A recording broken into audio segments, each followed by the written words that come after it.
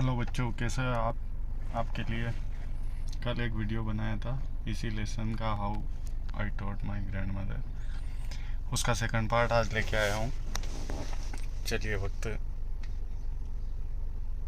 शुरू करते हैं। I could not understand why my 62 year old grand mother, मैं समझ नहीं सकी कि क्यों मेरी 62 साल की दादी माँ वॉज टेलिंग मी, मुझे बता रही थी, ए 12 ईयर ओल्ड, जो वो राइटर है वो 12 साल की है, the story of her life in the middle of the night, और क्यों वो रात के मध्य में वो अपनी स्टोरी उसको बता रही थी। But I new I loved her immensely, लेकिन मुझे पता था मैं उससे बहुत प्यार करती थी। And there had be some reason why she was talking to me, और इसीलिए वो मुझसे बहुत ज़्यादा, मैं भी प्यार करती थी और इसलिए वो मुझको बता रही थी। I looked at her face, मैंने उसके फेस की तरफ देखा। It was unhappy and her eyes were filled with tears, उसका फेस अनहैप्पी था और उसकी आंखें आंसुओं से भरी थी। She was a good looking lady, वो अच्छी दिखने वाली औरत थी। Who was usually always smiling, जो ज़्यादातर हंसती रहती थी। Even today I can not forget the worried expression on her face, मैं उस दिन वाला उसके चेहरे पर वरीड, जो चिंतित एक्सप्रेशन थे, उसको आज दिन तक नहीं भूल पाई हूँ। I leaned forward and held her hand, मैं आगे की तरफ झुकी और उसका हाथ पकड़ा। अव्वा डोंट क्राई, अव्वा रो मत। व्हाट इज़ द मैटर, क्या मामला है? Can I help you in any way, क्या मैं तुम्हारी किसी भी तरह से कोई मदद कर सकती हूँ? Yes I need your help, you know, हाँ मुझे तुम्हारी हेल्प चाहिए, तुम्हें पता है। When you were away Karmaveera came as usual, तुम जब यहाँ से चली गई थी तो कर्मवीरा पहले की तरह ही ऐसे ही आई। आई ओपन द मैगजीन, मैंने मैगजीन को खोली। आई सो द पिक्चर, मैंने पिक्चर्स देखी। That accompanies the story of Kashi Yatri, जिसको मैंने उसकी इमेज देखी और उसकी पिक्चर्स देखी उसके अंदर, और जिसमें काशी यात्री की स्टोरी थी। And I could not understand anything, और मैं कुछ भी समझ नहीं पाई। दैट वॉज रिटन, जो उसमें लिखा हुआ था। Many times I rubbed my hands, मैंने बहुत बार अपने हाथों को रगड़ा। और the pages wishing they could understand, मेरी इच्छा थी कि वो मुझे कुछ समझा दे, इसलिए मैं उन पे हाथ फेर रही थी। वॉट वॉज रिटन, जो लिखा हुआ था। But I knew it was not possible, लेकिन मुझे पता था यह संभव नहीं है। If only I was educated enough, अगर मैं थोड़ी बहुत पढ़ी लिखी होती। I waited eagerly for you to return, मैंने तुम्हारा बहुत ही उत्सुकता से इंतज़ार किया कि आप कब आओगी। I felt you would come early and read for मी, मुझे लगा कि तुम जल्दी आ जाओगी और मेरे लिए पढ़ोगी। I even thought of going to the village and asking you to read for me, मैंने ये भी सोचा कि मैं गांव जाऊं और तुम्हें पढ़ने के लिए कहूं। I could have asked somebody in the village, मैं किसी और से भी गांव में पूछ सकती थी। But I was too embarrassed to do so, लेकिन मुझे ये पूछने में शर्मिंदा महसूस हो रहा था, मैं शर्मिंदगी महसूस हो रही थी। I felt very dependent and helpless, मैं बहुत ही दूसरों पर निर्भर महसूस कर रही थी और हेल्पलेस महसूस कर रही थी। We are well off but what use is money when I can not be independent, हम अच्छे तरीके से रह रहे हैं, अच्छे स्थिति में है, लेकिन उस पैसों का क्या महत्व जो अपने आप को आत्मनिर्भर नहीं बना पाए, इंडिपेंडेंट नहीं बना पाए। I did not know what to answer, Avva continued, Avva बोली, मुझे नहीं पता कि क्या उत्तर दिया जाए। अव्वा ने बोलना जारी रखा। I have decided I want to learn the Kannada alphabet from tomorrow onwards, मैंने डिसाइड किया कि मैं कन्नड़ अल्फ़ाबेट कल से ही सीखना शुरू करूँगी। I will work very hard, मैं बहुत मेहनत करूँगी। I will keep Saraswati Puja day during the Dussehra as the deadline, Saraswati Puja के दिन जो दशहरे के दौरान होती है वो मेरी डेडलाइन है, तब तक मेरे को कन्नड़ वर्णमाला सीखनी है। That day I should be able to read a novel on my own, और उस दिन मैं नॉवेल खुद पढ़ पाऊँगी। I want to be independent, मैं स्वतंत्र आत्मनिर्भर होना चाहती हूँ। I saw the determination on her face yet I laughed at her, मैंने उनके चेहरे पे दृढ़ निश्चय देखा, डिटर्मिनेशन देखा, लेकिन फिर भी मुझे उन पे हंसी आ रही थी। Avva, at this age of 62 you want to learn? Avva, क्या तुम 62 साल की उम्र में लर्न द अल्फ़ाबेट, तुम अल्फ़ाबेट सीखना चाहती हो? All your hair is grey, तुम्हारे सारे बाल ग्रे हो चुके हैं। योर हैंड्स आर रिंकल्ड, तुम्हारे हाथों में झुर्रियाँ पड़ गई है। यू वेयर स्पेक्टेकल्स, तुम चश्मा पहनती हो। And you work so much in the kitchen, और तुम इतना सारा काम करती हो किचन में। Childishly I made fun of the old lady, मैंने बचपने में उनका मजाक उड़ा दिया। बट शी जस्ट स्माइल, लेकिन वो मात्र हंस, उसने स्माइल दी। For a good cause if you are determined, अच्छे के लिए अगर आप डिटरमाइंड हो, दृढ़ निश्चय हो, you can overcome any obstacle, तुम किसी भी बाधा को पार कर सकते हो। I will work harder than anybody, मैं किसी से भी ज़्यादा मेहनत करूँगी, but I will do it, लेकिन मैं इसे कर दूँगी, चाहे जितनी मेहनत करनी पड़े, लेकिन मैं सीख जाऊँगी। For learning there is no age bar, सीखने के लिए कोई एज बार नहीं होता है, कोई एज लिमिट ना होती है। The next day onwards I started my tuition, अगले दिन से मैंने अपनी ट्यूशन शुरू करी। इन दादीमा को उस राइटर ने पढ़ाना शुरू किया। वो वॉज अ वंडरफुल स्टूडेंट, अब बहुत ही शानदार स्टूडेंट थी। The amount of homework she did was amazing, जितना होमवर्क उसने किया वो बहुत ही आश्चर्यजनक था। She would read, repeat, right and recite, वो पढ़ती, उसको रिपीट करती, लिखती और फिर उसको रिसाइट करती। I was only her only teacher and she was my first student, मैं उसकी एकमात्र टीचर थी और वो मेरी पहली स्टूडेंट थी। Little did I know then that one day I would become a teacher in computer science and teach hundreds of students. फिर इसने सोचा कि मैं एक दिन कंप्यूटर साइंस टीचर बनूंगी और मेरे हंड्रेड्स ऑफ स्टूडेंट होंगे। तो Dussehra festival came as usual, Dussehra festival हमेशा की तरह आया। Secretly I bought Kashi Yatri which had been published as a novel by that time, और मैंने चुपके से काशी यात्री बुक खरीद ली है, तब वो नोवेल के रूप में पब्लिश हो चुका था। My grandmother called me, मेरी ग्रैंड मदर ने मुझे कहा, to the puja place and made me sit down on a stool, और मुझे वहाँ पे पूजा प्लेस पे स्टूल पे बिठा दिया। She gave me a gift of frock material, उन्होंने उनको गिफ्ट दिया, फ्रॉक मटेरियल के लिए कपड़ा का गिफ्ट दिया। Then she did something unusual, तब उसने कुछ अस्वाभाविक काम किया। She bent down and touched my feet, और वो दादी माँ खुद झुकी और इस 12 साल की लड़की के पैर छुए। आई वॉज सरप्राइज्ड, मुझे बहुत आश्चर्य हुआ। एंड टेकन अ बैक, मैं पीछे हट गई। Elderly never touch the feet of youngsters, अपने इंडिया में कस्टम है कि बड़े छोटों के पाँव नहीं छूते हैं। We have always touch the feet of god, अपन भगवान के पाँव छूते हैं, एल्डर्स के छूते हैं और टीचर्स के छूते हैं। We consider that as a mark of respect, और पाँव छूने का मतलब होता है कि अपन उनका रिस्पेक्ट करते हैं। It is a great tradition, ये बहुत महान परंपरा है। But today the reverse had happened, लेकिन आज तो उल्टा हो गया, क्योंकि दादी माँ ने उस बच्ची के पाँव छू लिए। इट वॉज नॉट करेक्ट, ये सही नहीं था। She said I am touching the feet of the teacher, उसने कहा कि मैं तो टीचर के पाँव छू रही हूँ, नॉट माई ग्रैंड डॉटर, मेरी ग्रैंड डॉटर के नहीं। A teacher who taught me so well, एक ऐसे टीचर के पाँव छू रही हूँ जिसने मुझे बहुत अच्छे से पढ़ाया। With so much of affection, बहुत ज़्यादा प्यार से पढ़ाया। That I can read any novel confidently in A such A short period, इतना प्यार से पढ़ाया कि मैं कोई सा भी नोवेल आसानी से कॉन्फिडेंस से पढ़ सकती हूँ इतने कम समय में। नाउ आई एम इंडिपेंडेंट, और अब मैं आत्मनिर्भर हो गई हूँ। It is my duty to respect a teacher, और अब मेरी ये ड्यूटी है कि मैं टीचर का रिस्पेक्ट करूँ।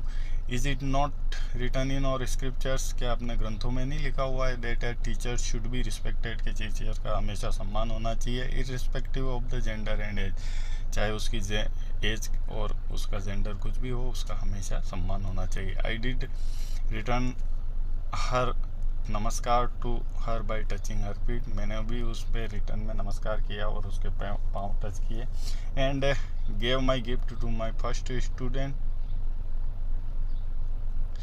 वो दादी कह रही है कि इसीलिए मैंने आपको नमस्कार किया और आपके पाँव छुए, और मैं आपको मेरा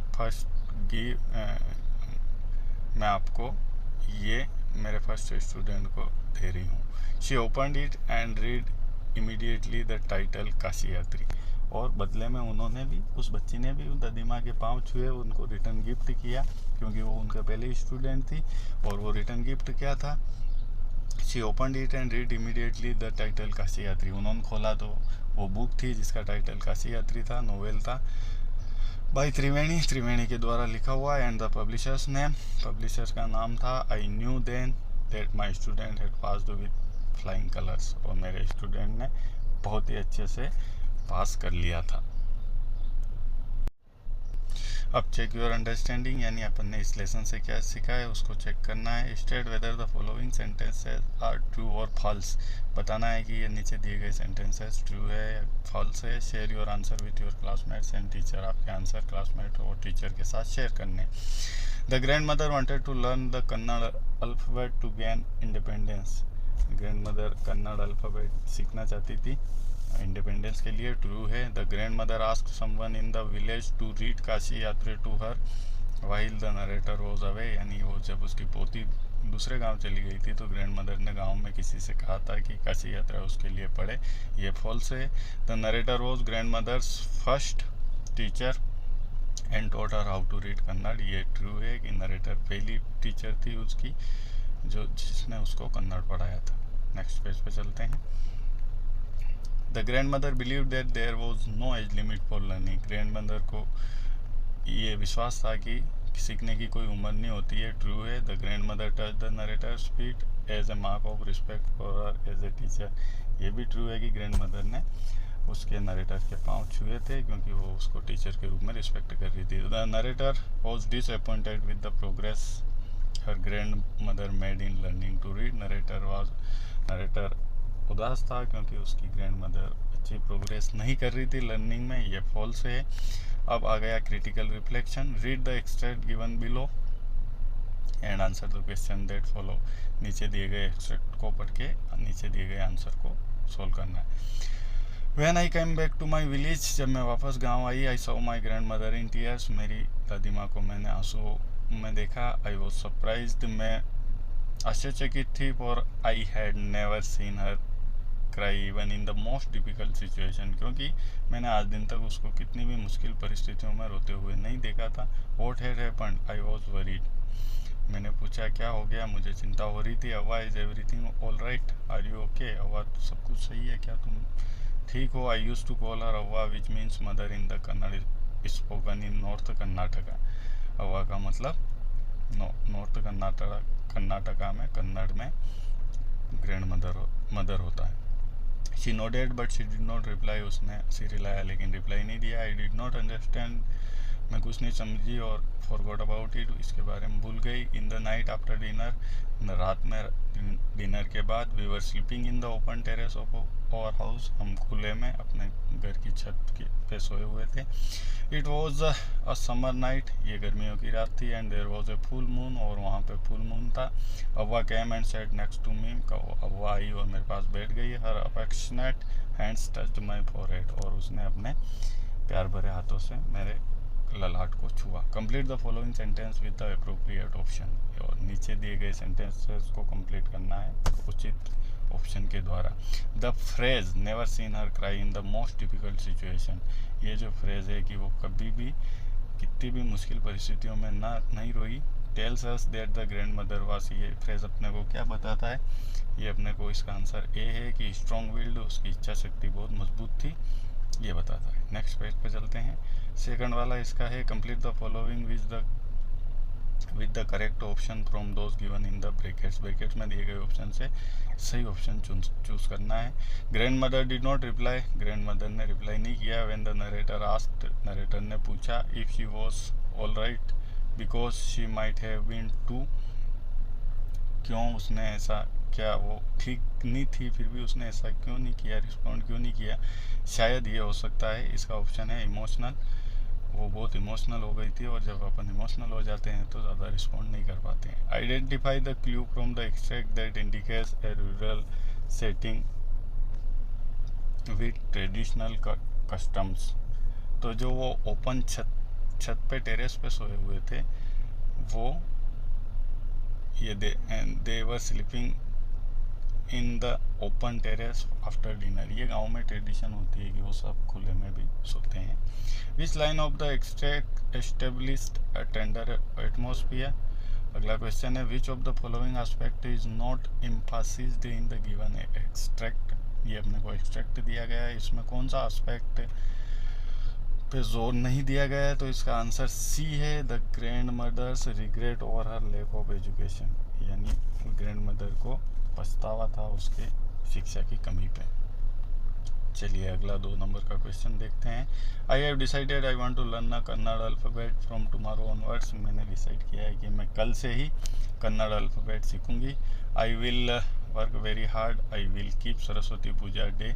मैं बहुत ही ज़्यादा मेहनत करूंगी और सरस्वती पूजा दिन during Dussehra is the deadline, कि जो सरस्वती पूजा दिन आता है दशहरा पे वो मेरी डेडलाइन है, उस दिन तक सीखना है। That day I should be able to read a novel on my own. और उस दिन मैं ये नोवेल खुद से पढ़ना शुरू कर दूंगी। I want to be independent, मैं इंडिपेंडेंट होना चाहती हूँ। I saw the determination on her face.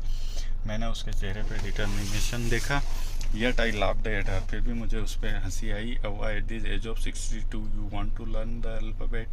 क्या तुम 62 ईयर ओल्ड की हो कि अब वर्णमाला सीखना चाहती हो। All your hair is grey, your hands are wrinkled, आपके बाल सफ़ेद हो गए हैं, आपके हाथ चुर्रीदार हैं। You wear spectacles and you work so much in the kitchen, और तुम चश्मा पहनती हो और दिन भर किचन में काम करती हो। Childishly I made fun of the old lady.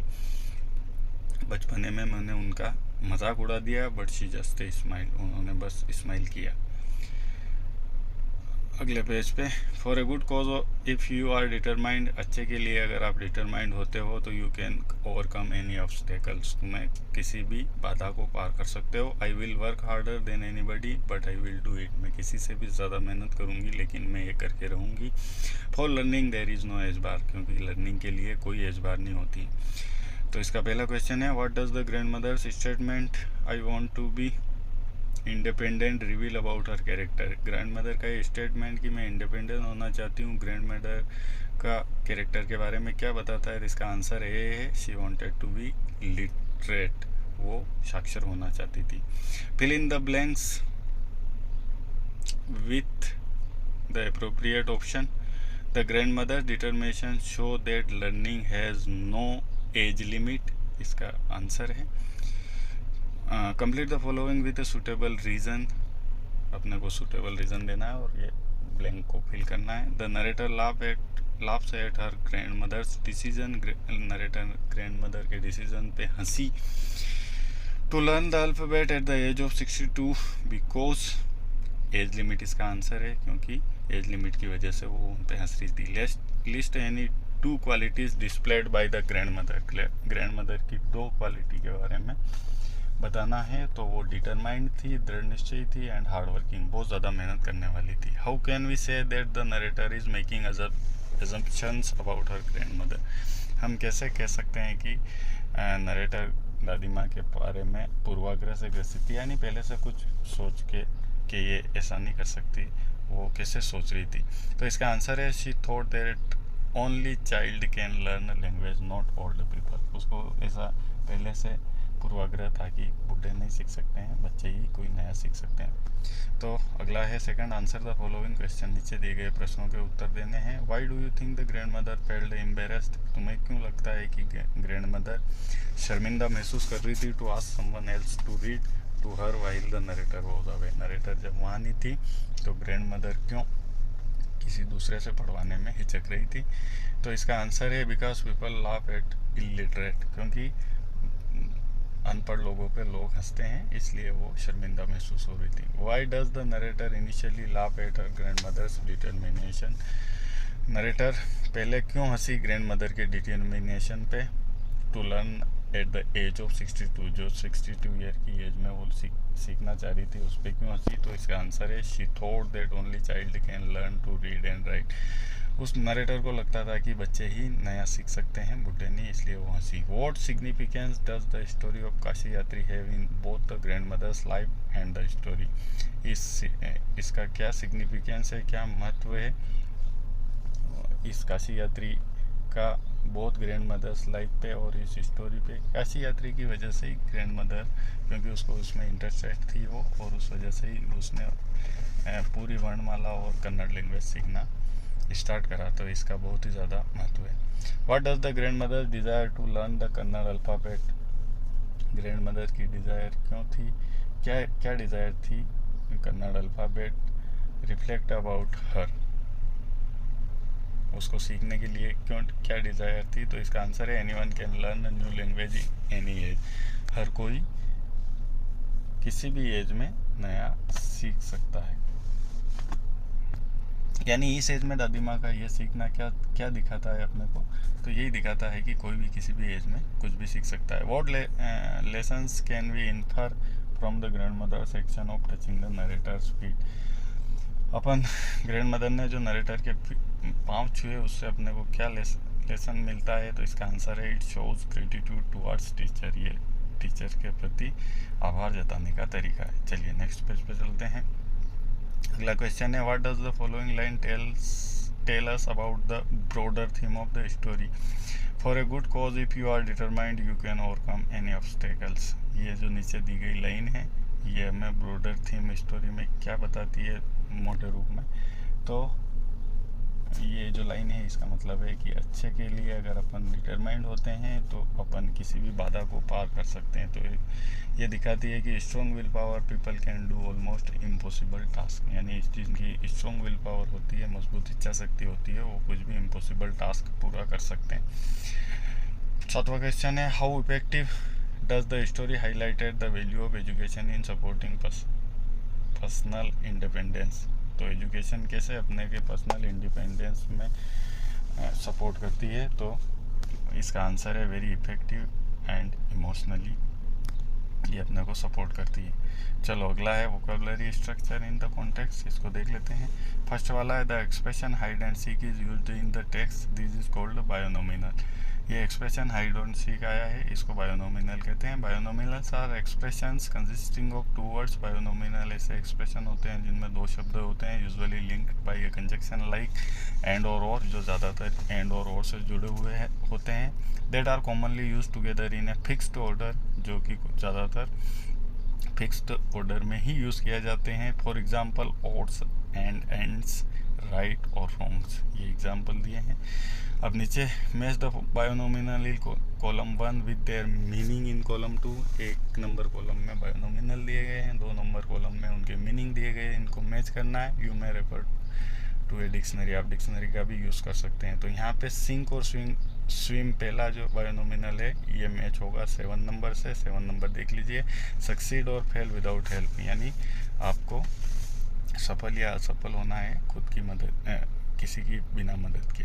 दूसरा वाला है ऑन एंड ऑफ, इसका 5वां नंबर से मैच होगा, जिसका मतलब है समटाइम्स ओकेजनली। तीसरा है मिक्स एंड मैच, ये पहले वाले से मैच हो रहा है। Put different things together to get a range of possibilities, अलग अलग चीज़ों को साथ में रखना। चौथा वाला है ऑल और नथिंग, ये 8वें से मैच होगा। Something to be done completely or not at all, कुछ चीज़ पूरी करना या कुछ भी नहीं करना। पार्ट एंड पार्सल, ये सेकंड वाले से मैच होगा। Complete part of or belong to.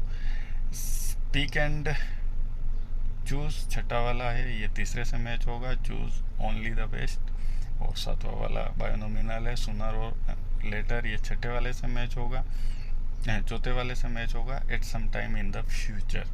और लिप्स एंड बाउंस 8वां वाला है, जो छठे वाले से मैच होगा। इंक्रीज और डेवलप वेरी क्विकली, यानी कोई चीज़ बहुत तेज़ी से विकसित होना।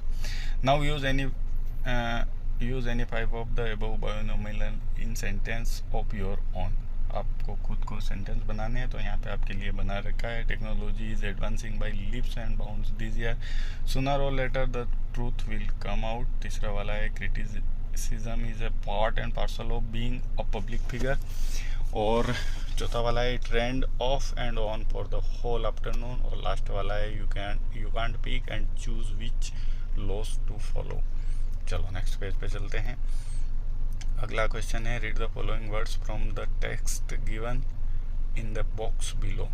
ये शब्दों को पढ़ना है। Unhappy, unusual, unfortunately, irrespective, independent. These words are made by adding suitable prefix, इनमें प्रीफिक्स लगाया गया है, जैसे ईर और इन और अन, इनके शब्द, इस शब्द के आगे ये शब्द लगाए जिनको प्रीफिक्स कहते हैं, जो इनका अर्थ बदल देते हैं, इनको ऑपोजिट बना देते हैं और नेगेटिव बना देते हैं। Now make words by adding the suitable prefix, और अपने को भी अब सुटेबल प्रीफिक्स लगा के वर्ड बनाने हैं जो शब्द के आगे लगते हैं और उसका अर्थ चेंज कर देते हैं। In the box to the words from the text in column 1 से write the prefix the word in column 2, और कॉलम 2 में लिखना है प्रीफिक्स लगा के। One example has been done for you, एक एग्जाम्पल तुम्हारे लिए करके दिखाया गया है। ये वाले प्रीफिक्स लगाने हैं इनके आगे, अन, इन, दिस, इन, मिस और एक्स्ट्रा। तो पॉपुलर का अनपॉपुलर, बिलीफ, डिसबिलीफ, अनबिलीफ दोनों लग सकते हैं। इम्पोर्टेंट का अनइम्पोर्टेंट, रिस्पेक्ट का डिसरिस्पेक्ट, करेक्ट का इनकरेक्ट, कंटिन्यू का डिसकंटिन्यू, अंडरस्टैंड के सफिक्स मिस लगेगा, मिसअंडरस्टैंड हो जाएगा। ऑर्डिनरी के आगे एक्स्ट्रा वाला लगेगा, एक्स्ट्रा ऑर्डिनरी। इंटरेस्टिंग के आगे अन लगेगा, अनइंटरेस्टिंग हो जाएगा। पॉसिबल के आगे इम लगेगा, इम्पॉसिबल हो जाएगा। Identify any 5 word with prefix from the story and make sentence using each. आपको इस स्टोरी से ऐसे ही 5 शब्द ढूंढने हैं। In the sentence I knew then that my student had passed with flying colours. इस सेंटेंस में कि जो उसने अपनी दादी माँ के लिए कहा था कि मेरा स्टूडेंट बहुत अच्छे से पास हो गया है। The phrase passed with flying colour is an idiom है ये। इट मीन्स आउटस्टैंडिंग परफॉर्मेंस, यानी बहुत ही अच्छी परफॉर्मेंस के लिए ये फ्रेज यूज होता है, पास्ड विथ फ्लाइंग कलर्स। चलिए नेक्स्ट पेज नंबर पे चलते हैं। Now match the idiom related to learning given in the column 1 with their meaning in column 2. You may refer to the dictionary. Dictionary का use करके इन idioms को, column 1 के idioms को column 2 के अर्थ से जोड़ना है। कॉलम 1 में इडियम्स है यानी मुहावरे हैं, उनको कॉलम 2 से जोड़ना है। टू हिट द बुक्स, इसका 3rd नंबर आंसर है। टू स्टडी सीरियसली, और दूसरा टू ड्रॉ अ ब्लैंक, इसका आंसर 5 नंबर पे है। To be unable to remember, तीसरा वाला है। टू लर्न द रोप्स, इसका ये भी इडियम्स है, इसका आंसर है 6ठा। To understand how to do an activity, और टू रेक वंस ब्रेन, इसका आंसर है 2nd वाला। टू थिंक वेरी हार्ड, और 5वां है टू लर्न बाय हार्ट, इसका अर्थ होता है पहले वाला टू मेमोराइज समथिंग, और 6ठा वाला है बर्न द मिडनाइट ऑयल, इसका आंसर 4 है। टू स्टडी और work late into the night. ये सब इनके अर्थ जोड़ दिए हैं। Now use this idioms in sentence of your own, आपको खुद को भी इनको सेंटेंस में यूज करना है। Read the following sentences from the text, इस टेक्स्ट नीचे दिए गए से अपने को पढ़ना है। एंड अंडरलाइन द वर्ब्स, इसमें वर्ब्स कौन कौन सी है उसको अंडरलाइन करना है। तो secretly I bought Kashi Yatri which had been published as a novel by that time, इसमें 2 वर्ब है, ब्रोट और published. I knew then that my student had passed with flying colours, इसमें भी 2 वर्ब है, न्यू और passed. In sentence 1 verb bought है जो है is a simple past tense है, और सेंटेंस 2 में verb had passed is in the past perfect tense है।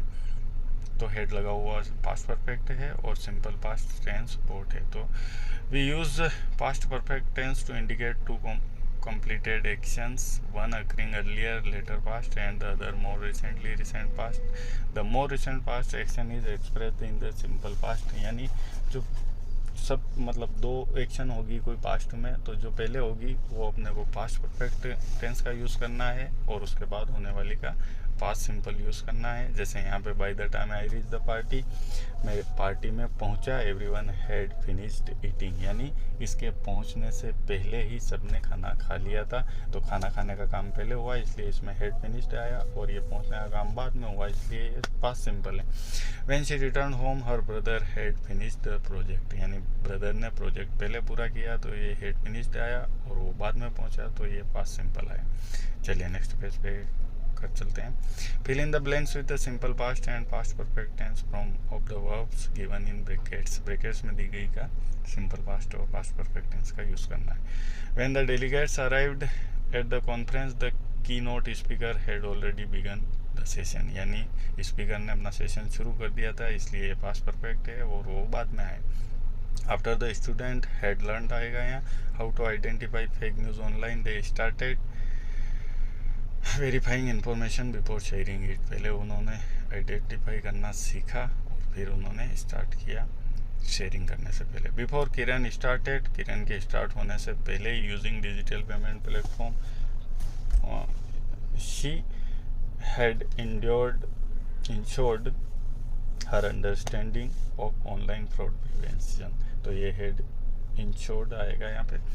Bye the time Varun recognised, ये पास्ट सिंपल टेंस है क्योंकि ये काम बाद में हुआ। The importance of budgeting, he had exhausted most of his saving, वो अपनी सारी सेविंग खो चुका था। तो ये काम पहले हुआ इसलिए पास्ट परफेक्ट टेंस है। When Raghu logged in to the cyber security webinar, the instructor had already discussed the importance of strong password. Fill in the blanks with the correct form of words given in bracket, bracket में दी गई है उसको verb को अपने को भरना है करेक्ट फॉर्म को। Last year my parents and I took आएगी इसमें a financial planning course. When we reviewed our expenses we realised we had spent too much on unnecessary purchase. After my parents had discussed ways to save, I opened a saving account। तो इसमें भी वही देखना है कौन सा कार्य पहले हुआ उस हिसाब से बनना है। By the time we set our budget, the course had already introduced investment strategy। We hurried to take notes, but many participants had completed their financial plans। Despite that, we enjoyed learning how to manage money wisely। Next page पे चलते हैं। ये listen and respond project है, ये speaking activity है, against और for बोलना है। चलिए नेक्स्ट पेज पे चलते हैं। ये भी अगेंस्ट और फॉर वाला है। राइटिंग टास्क है, इसमें आपको एक लेटर लिखना है।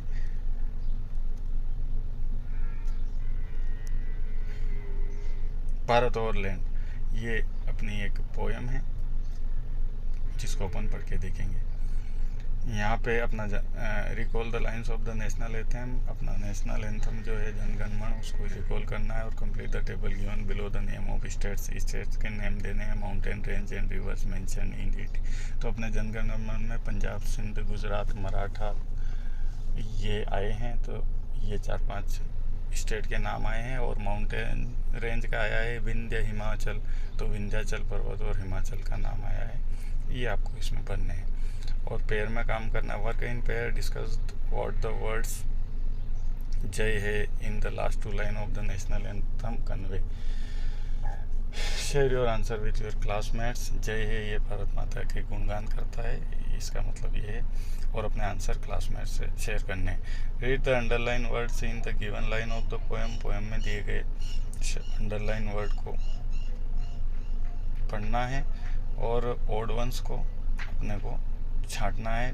Odd ones that does not correspondent with the meaning of the underline word. Underline word से उसका मीनिंग नहीं मैच करता है तो उसको करना है। तो she is fearless, let's praise her, इसमें वैल्यूएबल ओड है, इनकम्पेरेबल और अनमैच्ड इससे मैच कर रहे हैं। Many a sage has sanctified this land, इसमें ब्लेस्ड और प्यूरिफाइड इसके सिमिलर वर्ड है, अपलोड नहीं है। And here all auspicious things are found, इसका इसमें फैंटास्टिक जो है वो इससे मैच नहीं कर रहा है। इसका अर्थ फॉर्चुनेट और फेवरेबल इसका synonym. Of hoary antiquities Bharat, ancient time, recent past इससे मैच नहीं कर रहा है। बाकी टाइम इमोरियल और एंशियंट पास्ट हौरी एंटिक्विटी से मैच कर रहे हैं। चलिए अगले पेज पे चलते हैं, पोएम को पढ़ते हैं। The mighty Himavant is ours, ये विशाल हिमालय हमारा है। There no equal anywhere on earth, जो इसके बराबर कोई नहीं है। The generous Ganga is ours, ये उदार गंगा हमारी है। Which other river can match her grace, कौन सी रिवर, कोई रिवर इससे मैच नहीं कर सकती है इसकी महिमा से। The sacred Upanishad are ours, ये पवित्र धर्म ग्रंथ उपनिषद हमारे हैं। What scripture else do name with them, कोई उसके बराबर उनका नाम नहीं है। This sunny golden land is ours, ये शानदार सनी गोल्डन ज़मीन हमारी है। She is peerless, let's praise her, उसके जैसा कोई नहीं है अपनी भारत माता जैसा, चलो उसकी प्रशंसा करें। Gallant warriors have lived here, बहादुर योद्धा यहाँ रहे थे। Many a sage has sanctified this land, बहुत सारे संतों ने इसको पवित्र किया है। The divinest music had been heard here, यहाँ पे बहुत ही डिवाइन म्यूजिक को सुना गया है। मैनी असेजेस सैंक्टिफाइड दिस लैंड, बहुत सारे संतों ने इस धरती को पवित्र किया है। The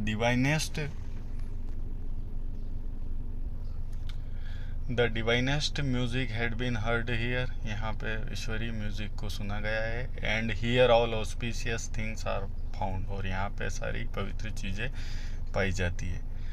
here Brahma knowledge has taken root, यहाँ पे ब्रह्म नॉलेज ने अपनी जड़ें जमाई है। And the Buddha preached his Dhamma here, और भगवान बुद्ध ने यहाँ पे अपने धम्म का शिक्षा दी है। Of hoary antiquity is Bharat, she is peerless, और ये अति प्राचीन भारत है जो कि पियरलेस है, यानी इसके बराबर कोई नहीं है, यूनिक है। लेट्स प्रेस हर, और इसको प्रेस करें। ये सुब्रमण्यम भारती ने लिखी है। अब check your understanding, fill in the blanks by choosing appropriate words, blanks में नीचे अप्रोप्रिएट वर्ड्स भरने हैं। और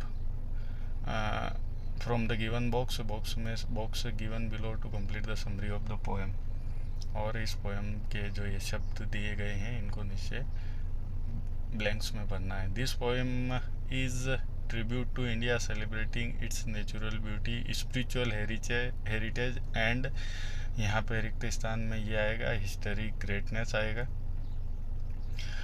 the poet praises the Himavant, यहाँ पे हिमवंत आएगा यहाँ ऊपर से।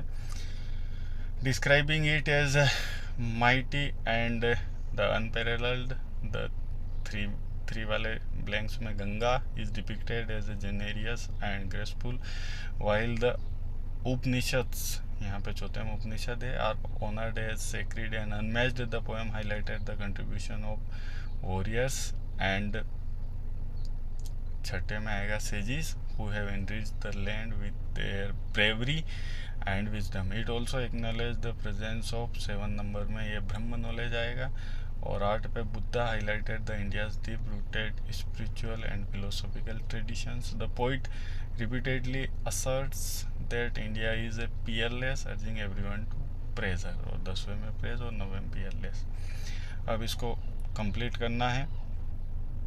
Complete the following features about the poem, poem के जो फीचर्स दिए गए हैं उनको यहाँ पे बनना है। The impact on the reader, reader पे इसका क्या इम्पैक्ट पड़ा, तो इसका मूड पे क्या प्रभाव पड़ा। पेट्रियोटिक, प्राउड यानी देशभक्ति वाला और गर्व वाला। द पोइट्स एटीट्यूड कौन सा है, एडमायरिंग प्रशंसा वाला है। द राइम स्कीम कौन सी है, राइम स्कीम है कप्लीट AABB, कप्लीट AABB।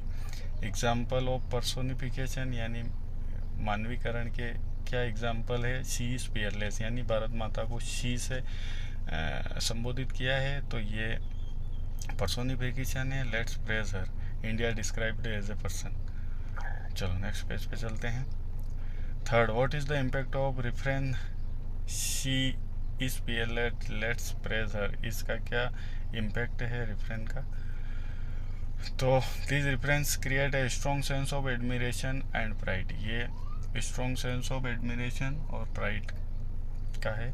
चौथा वाला है complete the following sentence appropriately, इसको कंप्लीट करना है। India is a metaphorically described as this sunny golden land, suggesting that it is sunny golden land क्या सजेस्ट करता है कि full of richness and glory. पांचवा वाला देख लेते हैं। The poet uses symbolism match the symbols in column 1 to what they suggest in column 2, column 2 से मैच करना है। वो क्या सजेस्ट, हेमवंत क्या सजेस्ट करता है, ये 5 नंबर से मैच करना है। स्ट्रेंथ एंड परमानेंस सजेस्ट करता है। गंगा क्या सजेस्ट करती है, 3 से मैच करना है। Purity and जेन्योसिटी। उपनिषद 2 से मैच हो रहे हैं। Spiritual and philosophical legacy. Gallant warriors and sages ये 6 से मैच हो रहा है। Curries and wisdom. Brahma knowledge and Buddhas धम ये 1 से मैच होगा। Knowledge and enlightenment. और लास्ट वाला सनी गोल्डन लैंड ये 4 से मैच हो रहा है। Richness and glory.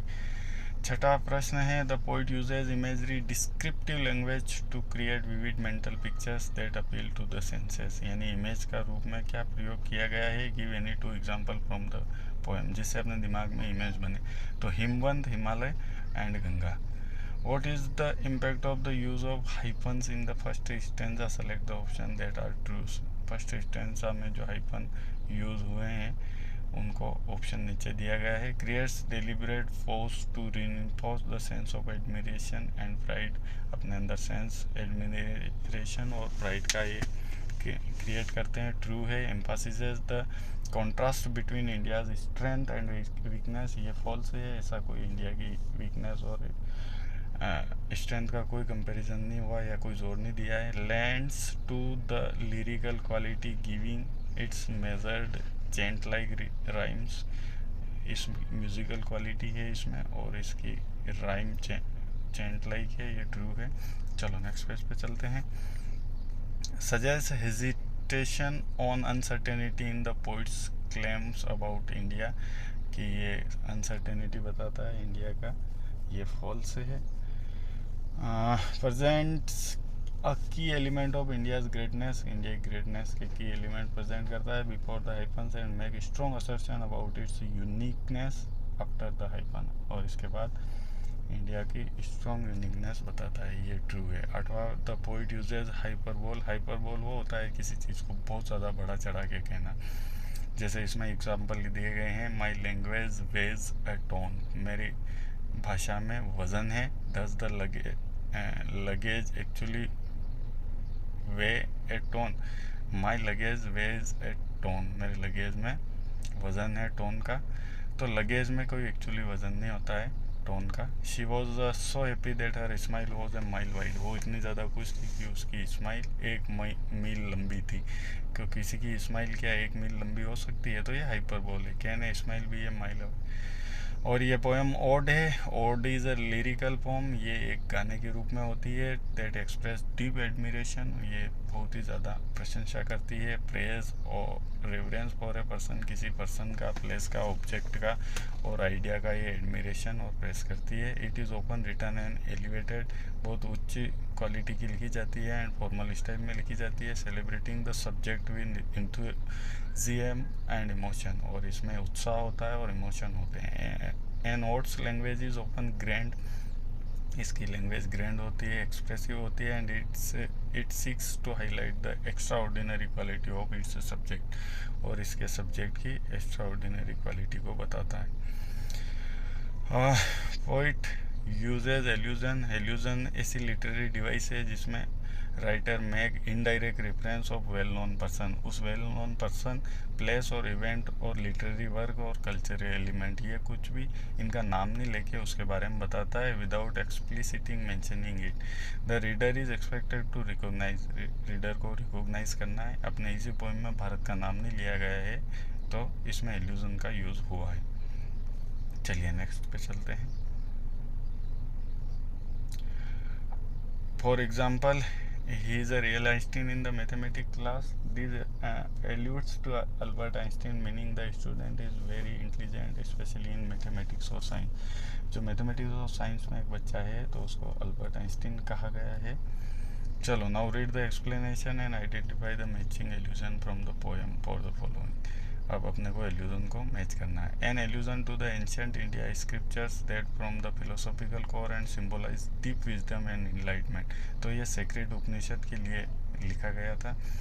Brahma knowledge, ये दूसरे का आंसर है। An allusion to the concept of spiritual knowledge, spiritual knowledge और एसोसिएटेड विद सेल्फ रियलाइजेशन, खुद को जानना एंड अल्टीमेट ट्रूथ और अंतिम सत्य को जानना, ये ब्रह्म नॉलेज होता है। An allusion to the Gautam Buddha's teaching which include compassion, non violence and enlightenment, Gautam Buddha की ये जो टीचिंग है ये अपने को इनलाइटेड करती है, प्रकाशित करती है और अहिंसा का पाठ पढ़ाती है। This highlight India's role in shaping major religious and philosophical tradition, और बुद्धा के धम्म ने इंडिया में बहुत सारे धर्मों को और फिलोसफी ट्रेडिशन को शेप दिया है। तो बुद्धा प्रीच्ड हियर धम्म, ये इस पोएम में आया था। क्रिटिकल रिफ्लेक्शन पे आ जाते हैं अपन। Read the extract given below and answer the question below that follow, इसके नीचे दिए गए प्रश्नों के जवाब देने हैं। The mighty Himavant is ours, there is no equal anywhere on earth. The generous Ganga is ours, which other river can match her grace? The sacred Upanishads are ours, what scriptures else to name with them. तो complete the sentence, नीचे दिए गए sentence को complete करना है। The word mighty refers to the size of the Himavan, यानी यहाँ पे जो माइटी शब्द का यूज़ हुआ है वो हिमालय की साइज के लिए हुआ है। Choose the correct option to complete the sentence given below. The question mark at the end of the fourth and sixth line of the extract is used. चौथी और छठी लाइन के पीछे जो ये क्वेश्चन मार्क है उनका क्या six line of extract is use to, क्या दिखाने के लिए यूज़ हुए हैं। तो इसका आंसर नेक्स्ट पेज पे है। ये चौथे वाला इसका आंसर है रिवील इंक्वायरी एंड क्यूरियोसिटी, अपने अंदर पूछताछ और जिज्ञासा जगाने के लिए। तीसरा क्वेश्चन है the poet uses the word generous to describe the Ganga. Why, Ganga के लिए जेनेरस शब्द का क्यों यूज़ हुआ है? Because millions of people depend on its water, Ganga पे बहुत सारे लोग पानी के लिए निर्भर हैं। Why has the movement of river been described as graceful. नदी गंगा का मूवमेंट को ग्रेसफुल क्यों डिस्क्राइब किया गया है? बिकॉज शी फ्लोज स्मूथली, वो बहुत ही स्मूथली फ्लो करती है। Fill in the blanks with the correct option from the words given in the brackets. Brackets के में से करेक्ट ऑप्शन चुनना है। The poet is implying that the Upanishads are unmatched. Poet कह रहा है कि उपनिषद अनमैच्ड है, अबेंडेंट गलत है, in their wisdom and spiritual depth. Answer the following question, नीचे दिए गए क्वेश्चन के आंसर लिखने। How does the poem reflect a strong connection to cultural identity and heritage. Cultural identity, सांस्कृतिक पहचान और विरासत को कैसे स्ट्रॉन्ग कनेक्शन करती है पोएम? तो it tells about sages, Brahma knowledge and Buddha Dharma, ये इसका आंसर है। What can you infer about the poet's attitude toward India. Poet का एटीट्यूड इंडिया के प्रति क्या है? From the repeated phrase she is fearless, let's praise her. She is fearless और let's praise her, तो पोइट का attitude है admiring. What does the line many a sage has sanctified this land. Many a sage sanctified this land, इस line का क्या मतलब है? Suggest about India's spiritual heritage के बारे में सजेस्ट करना है। Many saints gave spiritual knowledge here, बहुत सारे संतों ने यहाँ स्पिरिचुअल नॉलेज दिया है। How does the poet connect warriors and music to India's greatness? India is rich in bravery, ये इसका आंसर है, and in culture and harmony। पांचवा प्रश्न है how does this poem foster a sense of national pride. अपने अंदर national pride का sense कैसे क्रिएट करती है ये? तो by praising India's beauty, rich heritage, सांस्कृतिक विरासत और विजडम और ब्रेवरी को ये प्रेस करके करती है। वोकैबुलरी कॉन्सेप्ट है, यहाँ पे सफिक्स है जो किसी शब्द के पीछे लग जाते हैं और उसका अर्थ चेंज करते हैं। तो complete the table by choosing words from the poem. Poem में से शब्द लेने हैं। OUS जिसके पीछे लगा हुआ वो शब्द, तो वो है जेनेरस, और ITY लगा हुआ जो शब्द है पोएम से वो एंटिक्विटी है। EST वाला जो है वो डिवाइनेस्ट है, और लेस वाला पियरलेस है। चलो नेक्स्ट करते हैं। Complete the following table by adding different suffix. इसमें डिफरेंट सफिक्स ऐड करने हैं और टेबल को कंप्लीट करना है। Also create a sentence using the created word, one example has been done. तो ये सफिक्स TION वाला जो है एक्शन और प्रोसेस का है। इसका यहाँ पे इंडिकेट शब्द है मूल शब्द, और इसमें TION सफिक्स लगा के इंडिकेशन बना है। और इसका जो सेंटेंस है the dark clouds were an indication that it would rain सून।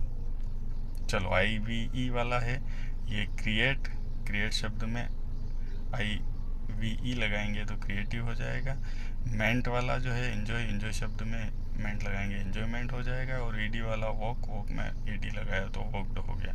इसके एग्जाम्पल यहाँ पे नीचे दे दिए गए हैं तीनों के।